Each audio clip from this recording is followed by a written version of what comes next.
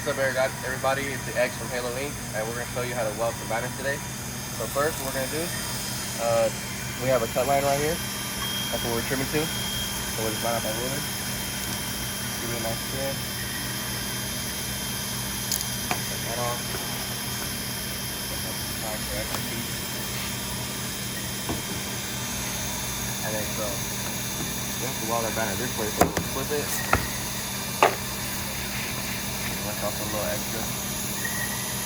So I see we're going to be hemming the white side, right? Why are we doing white on white?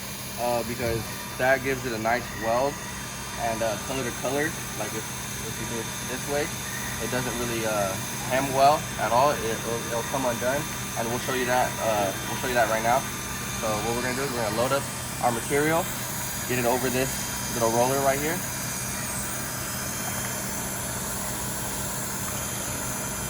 So we're gonna lower our grippers.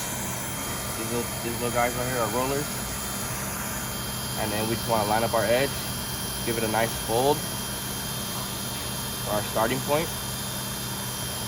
And then we're just gonna nudge it into the nip point right there to get it started nice and, yeah, we wanna get it just right in there so it holds in place. And then this right here is our bracket to line up. It's to keep our pole pocket nice and straight, so don't go off. And we want to give ourselves a pocket so our heat element can go inside right there. If you don't, and it's like this, it could cause some potential defects. So we got our pocket up, nice and lined up straight, and then so we're gonna give our foot pedal a push. And as you see, our heat element goes inside, and it just starts to feed.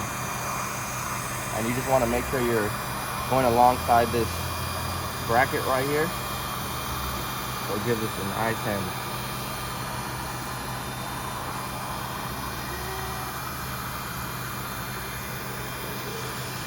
Boom, comes out, give it a push so it comes back up,